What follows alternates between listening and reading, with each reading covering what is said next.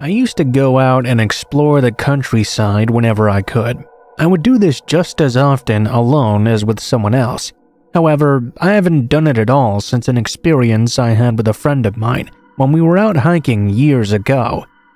Now, to be frank, the first thing I have to let you know is that the two of us were hiking in an area we didn't have any right to be in. This was usually the case when we decided to go for a hike.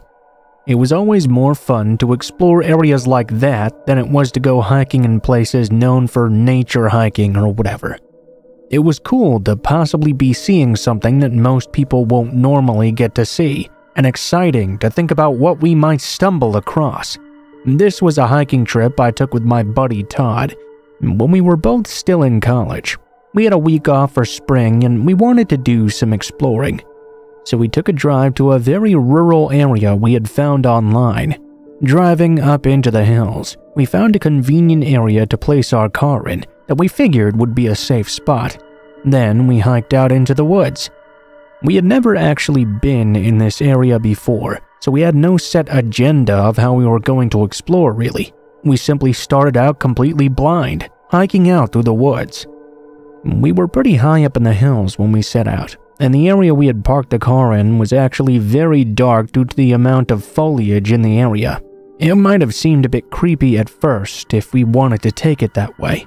Actually though, there wasn't a whole lot that happened in the first few days. That's not to say we didn't see a lot of things or enjoy ourselves though, just nothing really notable to be scary for someone reading this story. It was on the third night of our trip though, that something really strange happened. We had set up our tents and were in them separately. I don't know if Todd had gone to bed yet or not by this point, but I had the impression that he was already fast asleep. I, however, was having a hard time and was staying up reading a book instead. It was around 11 p.m. that night, I believe. All of a sudden, I heard what sounded like a loud and shrill human scream.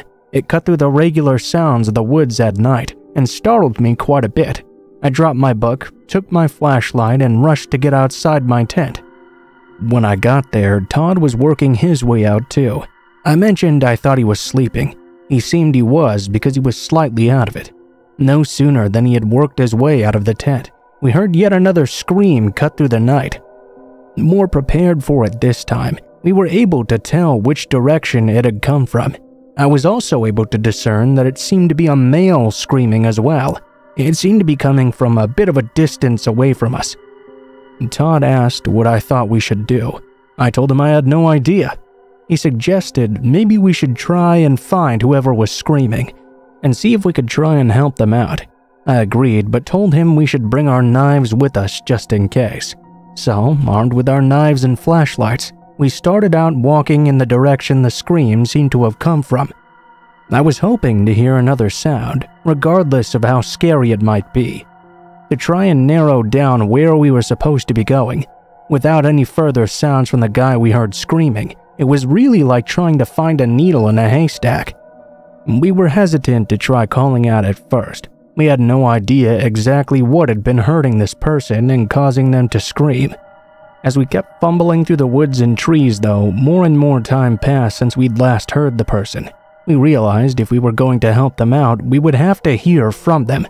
That meant we had to call out to him, even if it meant risking calling attention to ourselves. I called out a few times. It was terrifying to do so. If this person had been hurt by another human or an animal, we could be drawing that entity to us. We were pretty scared with every noise we heard right after.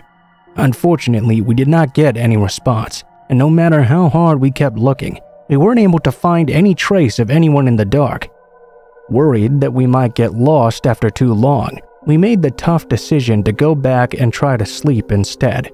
We would get up early the next morning and go out and see if we could find anything in the daylight, any clue as to what had happened. I don't think either of us managed to sleep the whole night though. There was the constant wondering of what we'd just heard, coupled with the feeling that something bad had just happened. The following morning, we went to go and check around once the sun had lit the entire area up. Todd seemed just as worn down as I had. Really, we didn't talk about anything though. We just went and searched the area as best as we could, now that we could actually see what we were doing.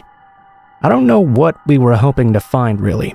I kept fearing we would stumble upon a dead body, someone had been murdered in some brutal way or something. For some reason, I kept focusing on the idea it was probably a person who had injured the man we'd heard and not an animal. It was Todd that eventually found something. He called me over to have a look. We found an area where there was obviously some sort of struggle. On the surrounding ground, surrounding trees, there was blood everywhere. A huge amount of blood. We looked around a little bit more after seeing that, but not for very long. We were too unnerved by the whole discovery. Instead, we went back to our camp and discussed our next options. We decided the best thing to do was to just hike back to the car and move on from there. I'm not going to go into too much depth about that because nothing really happened on the way back. I mean, we had a general sense of unease the entire time, of course. We were nervous and the slightest sound scared us. It was scary, but nothing else really happened. We gave a detailed report to the police, but no idea if anything ever came of it. We gave them our contact information, but we never heard back from them.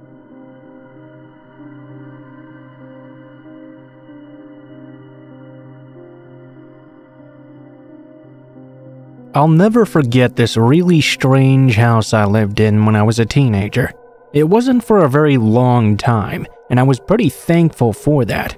That's because some really weird things went on inside that house. This isn't as much of a narrative as it is an explanation, perhaps. I'm sorry if that sort of thing isn't for you, but let me describe the house we lived in. The most important thing to know is that it was a suburban area.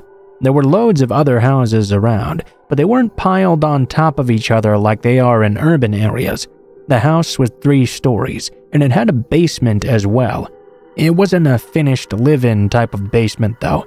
It was kind of weird actually. It was very dark, but not really dank. There wasn't a light switch at the top of the steps either.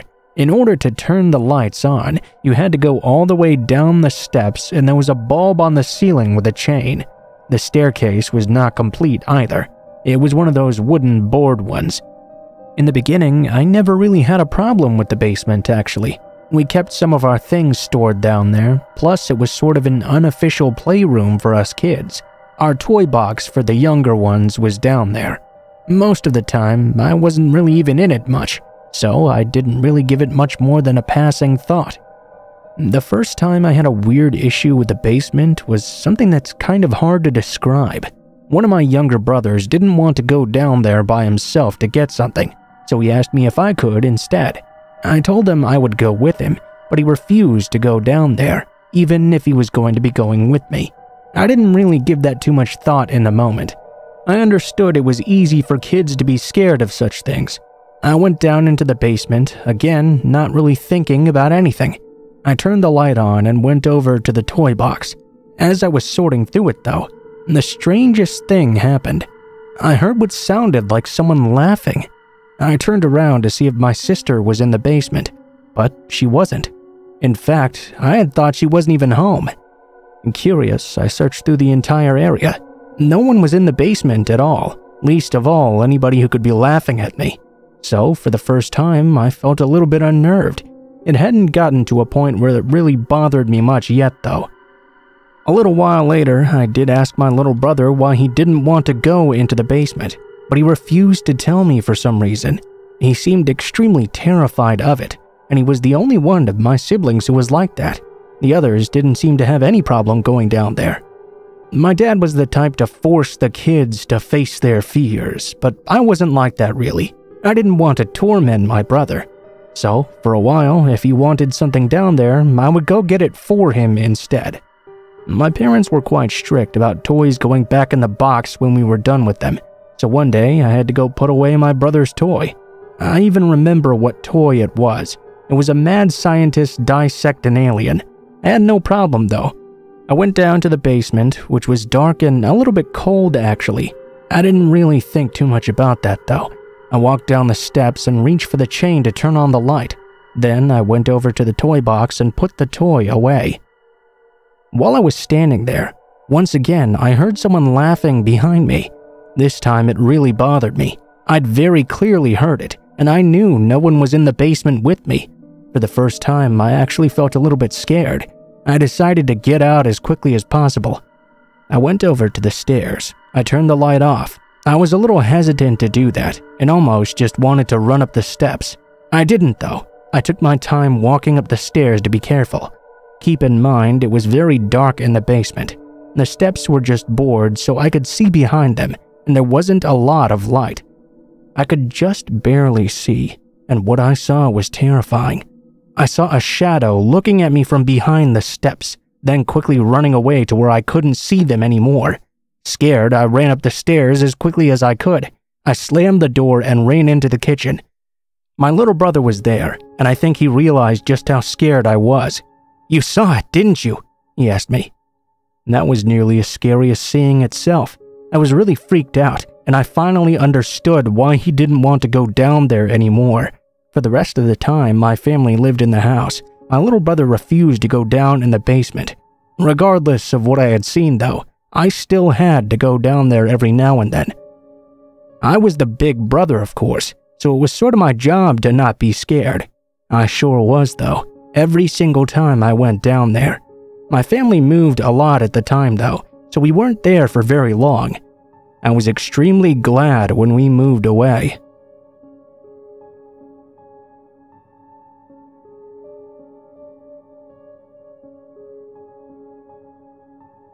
If you're in the US, then you know that the weather has been absolutely terrible everywhere lately.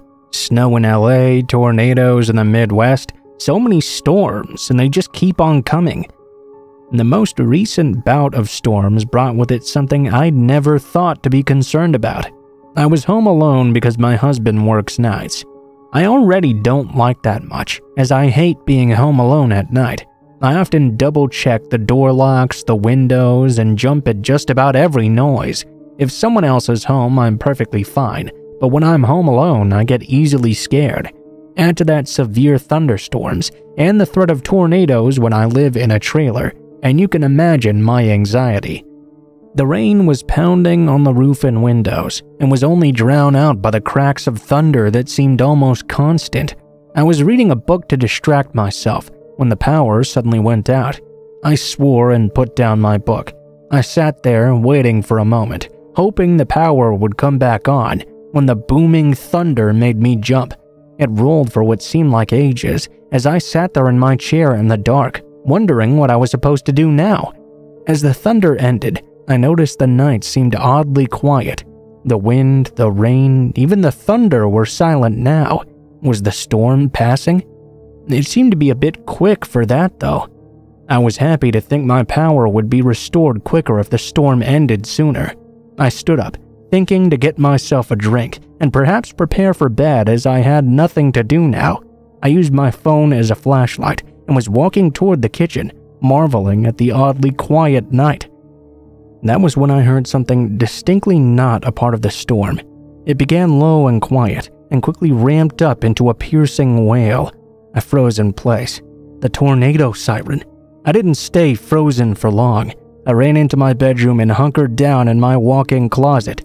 I didn't feel safe though. All my life I'd heard about what tornadoes do to trailer parks, and though I was deep in the closet, I was just imagining a tornado picking up the entire trailer. Me being tucked away in the closet wasn't going to do anything about that. It'd just throw me around. I suddenly realized that though I'd lost power, I hadn't lost everything. I had my phone and decided to actually use it for one thing I rarely use my phone for. I called my husband. I was panicking and barely got out 2 sentences before he said, "Why don't you go to the shelter?" I had completely forgotten our neighbors had a small tornado shelter nearby. They'd mentioned it a few times, and it wasn't all that far away. In my panic, it had completely slipped my mind. My neighbors were only in town on occasion, as their house here was their vacation house. I knew they weren't in town now though, and expressed this to my husband. He told me they never locked it though. It was a storm shelter, and they wanted to make sure anyone could get to it in case of an emergency. I hung up and stood to leave the closet. It sounded quiet outside, except for the siren. I quickly went to the door, slipped on my shoes, and went outside. It didn't seem to be raining either. I heard no thunder and saw no lightning, but I could feel it in the air, something very ominous. I turned the flashlight back on my phone and carefully walked down the porch steps. I walked quickly through my neighbor's yard. The shelter was a small structure, partially buried in the ground. As I reached for the door, the wind picked up, and I felt the strangest thing. The rain began again, quickly, but it wasn't normal rain. It wasn't falling like normal. It was completely horizontal. I had heard of this, but experiencing it was something else entirely. I jerked open the door and ran inside, slamming it behind me. It was only upon reaching the bottom of the stairs, soaked from the sudden downpour if you could call it that I realized there was a light on, and I wasn't there alone. For half a second, I expected to see my neighbor there, or even another neighbor of ours using the shelter, as it had been left open for all of us. The shelter was small though, just a single room no bigger than the average bedroom. Across the room, just feet away, lying on the built-in bench against the wall, was a man I'd never seen before. There were items strewn about him on the floor, and I knew he'd been living here for a while. He glared at me from the bench, setting up with the blankets hanging off his head and making him look like some perverse hobo nun. I stood at the foot of the stairs, frozen with uncertainty. A loud rumble of thunder reminded me why I had come down there, though. I forced myself to calm down. I had met homeless people around here before. There was no reason to immediately assume the man was dangerous. After all, he needed a place to stay during a tornado too, and here was an unlocked shelter just waiting to be used. Hi? He just stared at me. I couldn't move from the foot of the stairs. I very much wanted to run back up them and into my house, but the roar from outside kept me from doing so. I was hearing the wind, and it sounded like a freight train. I'd heard it said before, but only now I realized it wasn't just being poetic. It sounded like the roar of an oncoming train, muffled only by the fact I was underground. The man continued to glare at me, a look of utter hatred in his eyes. "Look, I'm sorry to disturb you, but this is a tornado and this is my friend's shelter," I explained. The man suddenly stood up. "This is my house!" he shouted, raising an arm and pointing at nothing. "I know you've been staying here," I began, but he continued shouting, staggering towards me. "It's my house! Mine! Get out!" "There's a tornado out there!" I shouted back, not at all sure where I got the courage from. I was standing at the foot of the stairs, and I could hear the wind behind me. The sounds were stressing the metal. "Get out! Get out!"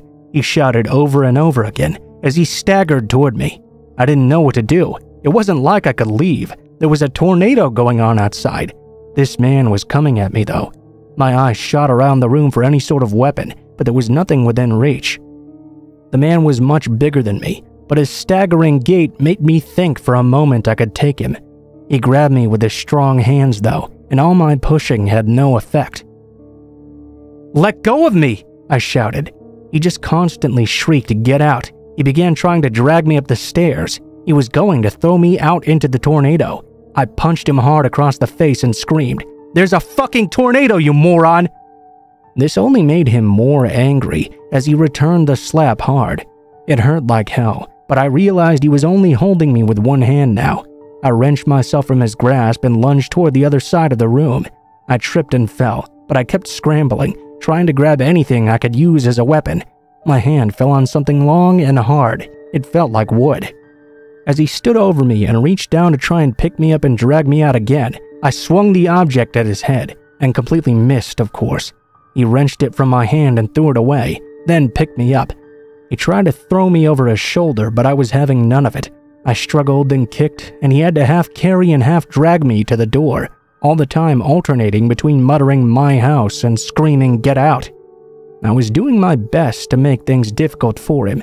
I didn't want to be out in this storm. I didn't want to die in a tornado for some crazy man hiding in my friend's shelter. I kicked and screamed, struggled and scratched. One arm was at my chest and the other at my throat. I started to feel like I was choking. He was wearing a filthy shirt and he reeked. For some reason, this is what I thought before I squirmed my way into a position to bite his arm hard. I sank my teeth in as deep as I could. He howled and dropped me. I slid down the stairs, and he shouted and cursed, shaking his arm. As I reached the bottom, I quickly crawled to the far end of the room. I was terrified of what he would do to get back at me for that. I also wanted to be as far away from that door and the tornado as I could get. When I reached the other side of the room and turned around, he hadn't followed me down the stairs though. Instead, he was standing there staring at me, glowering like he had been before. He was holding his wounded arm in the other hand. Suddenly, he turned, and with the roar of the wind, he opened the door and stepped out into the tornado. I was shocked. I sat on the bench furthest from the stairs and stared up at the now open door. I couldn't see anything but darkness, and the rain was now flowing down the steps. I huddled on the bench in the corner, staying away from the man's belongings. I didn't know if he was dead or if he'd ever be back, but I didn't want to touch them either. The wind and the siren filled the night, and a small waterfall formed on the stairs from the sheer rain. After a few minutes, though, it all died down. I sat there lightly touching my face where he'd slapped me. I realized he could come back and be armed, much angrier as well. I grabbed the wooden object I'd tried to hit him with before. I was surprised. It was a wooden lucky cat statue, and it was also mine. Usually it just sat on my front porch, but it had suddenly disappeared a few weeks ago. I thought it had gotten blown away in a previous storm or something, but it hadn't been blown away. The man had taken it. He'd been here for weeks, living in this shelter, mere yards from my house. A chill ran through me as I realized this. Part of me felt bad for him with him being homeless, but that didn't mean he wasn't dangerous. I realized I hadn't locked the door when I left my house to go to the shelter. He could have gone there. I clutched the cat to me and stood up to grab my phone that I now realized I'd dropped during the struggle. I picked it off the floor and flipped it over, delighted to see it was getting a signal. Not much of one, but it was something. I called my husband and stayed in the shelter until he came home. Thankfully, there were no strange people in our house, which was still in one piece. The tornado had hit nearby, but it was a bit south of us, and thankfully there wasn't much damage. It seemed no one had been hurt. There was no sign of the man, though. I think my neighbors should be locking the shelter from now on. I know I'll feel much less foolish when I triple-check my locks now. You never know who could be out there, just a few steps from your front yard.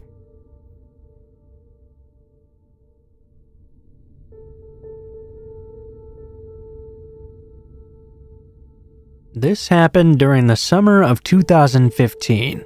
I had just graduated high school, and I still lived in my hometown at that time. I was out with some friends, and it was getting really late in the evening, around 1 a.m. or so. I decided it was around time to head home. First, though, I had to stop by a drugstore close to my house that was 24/7 to pick up some aspirin and snacks. The one I went to was in the same parking lot as a supermarket, which is important. I parked my car as close to the store as possible. It was quite empty, so there were no more than 2 other cars in this giant lot. I was nowhere near either of them.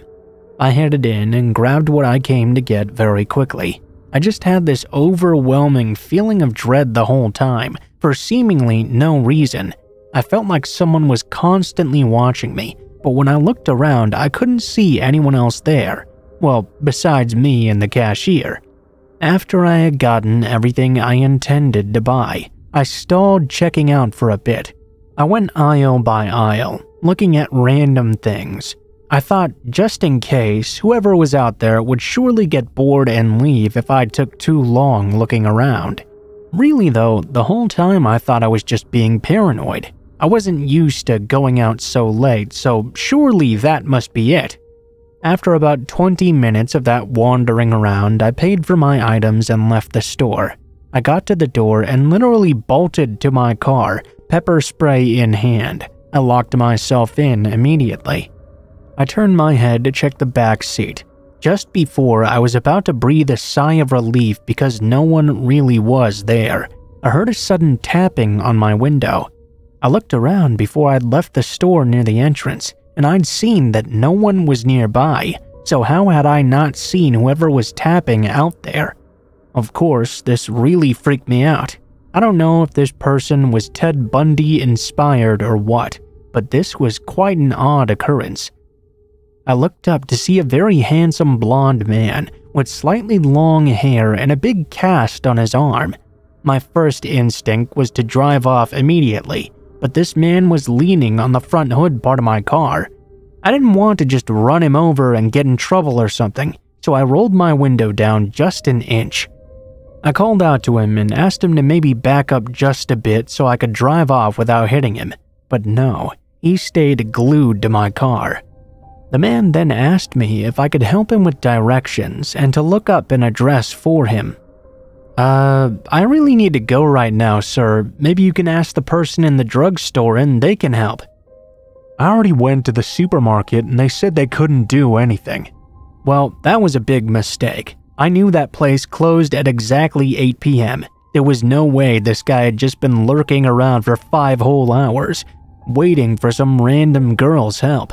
He then went on and on about feeling really tired. If I could just give him some water or food I'd bought since he had no money, that would be a great help. I told him okay and began to reach to my passenger side to grab the chips I had bought. I started to roll the window down slightly, and like I expected, he moved closer to my window. It was all part of my plan though. Now he was off the hood of my car. I slammed on the gas. He chased my car as it started to pull out, and I heard a scraping sound on the side as I pulled away. I didn't drive directly home just in case I was followed. Instead, I drove down the highway for an hour. I was so distraught over what just happened. When I finally got home, the entire side of my car had been scraped from the door almost to the trunk. I'm pretty sure he used a knife or some other sharp object because it was a really rough scrape. Of course, I immediately reported the incident, but they never found that man or heard of any similar incidents in my town. He was watching me the entire time, perhaps from the windows of the store. How else would he have known I'd brought food with me? I think maybe he had hidden behind my car so I couldn't see him when I came out at first. I feel like he was trying to get me before I got in my car, but I was too scared and happened to get in too fast for him to act.